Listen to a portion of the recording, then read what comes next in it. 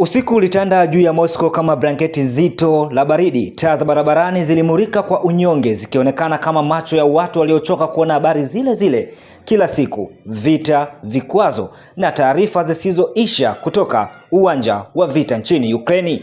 Ndani ya Kremlin, nyuma ya milango ya mizito ya mbao na walinzi wenye uso usioonekana, Rais Vladimir Putin, rais wa Urusi, alikuwa kimya kuliko kawaida. Ramani kubwa ya Ukraine ilikuwa mbele yake, ikiwa na alama nyekundu zilizoenea kama vidonda visivyopona. Kila alama iliwakilisha shambulio, kila mstari ulionyesha mstari wa vita ulioganda.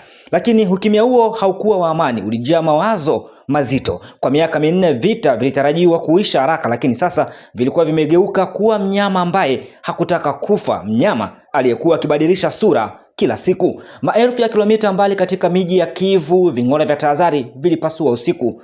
Wakazi waliozoea sasa, wengine walikuwa wameacha hata kukimbilia vyumba vya chini. Lakini usiku huu ulikuwa tofauti. Kulikuwa na hisia kwamba kitu kikubwa kinakuja. Rais wa Ukraine Volodymyr Zelensky alikuwa amepokea taarifa mapema. Uso wake haukuwa na hofu, bali uchovu wa mtu anayebeba taifa zima begani. Wanabadilisha vita kuwa shinikizo la kila siku, alimwambia mshauri wake, lakini Kyiv haitavunjika kwa hofu, alisema rais huyo. Nje anga lilikuwa kimya kwa sekunde kabla ya mwanga mkali kupasua usiku. Makombora yalikuwa yameanza tena katika anga la Ukraine. Droni zilipita kama makundi ya ndege wa chuma. Mfumo wa ulinzi wa anga ulijibu kwa mlipuko wa mwanga wa sauti nzito zilizotikisa ardhi. Lakini tofauti na miaka iliyopita, vita hivi sasa vilikuwa na sura mpya. Vilikuwa vinaingia ndani ya Urusi yenyewe. Miji karibu na Moscow ilianza kusikia milio ya sireni. Viwanda vya mafuta viligeuka kuwa malengo. Kwa mara ya kwanza kwa wananchi wengi wa Urusi, vita havikuwa tena kitu kinachotokea mbali, vilikuwa mlangoni kwao. Ripoti zilionyesha kitu kimoja: vita vilikuwa vimekwama, lakini pia vilionyesha jambo jingine: Ukraine ilikuwa inapata ujasiri mpya na kushambulia ndani ya nchi ya Urusi. Hapo ndipo wazo lilitokea: kama vita havishindi kwa ardhini, bali vingeshindwa angani. Kauli ilitolewa: mashambulizi ya mara kwa mara na ya kimfumo dhidi ya Kyiv. Si kauli ya kawaida, ilikuwa ni ujumbe. Dunia inatakiwa kuelewa kwamba Urusi haikuwa imechoka, ilikuwa inabadilika kila wakati. Lakini chini ya uso wa nguvu kulikuwa na nyufa.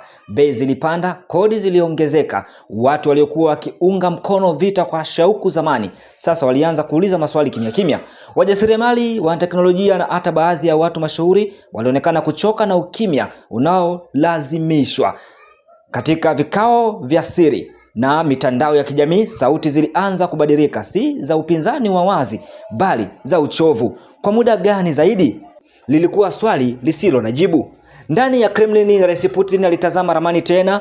Vita hivi havikuwa tena kuhusu Ukraine pekee, vilikuwa kuhusu historia yake mwenyewe, kuhusu jinsi atakavyokumbukwa, kama mshindi au kama kiongozi aliyesukuma dunia karibu na ukingo wa hatari kubwa zaidi. Nje ya Moscow iliendelea kuangaza, ndani dunia ya kisiasa ilikuwa inatetemeka kimya kimya.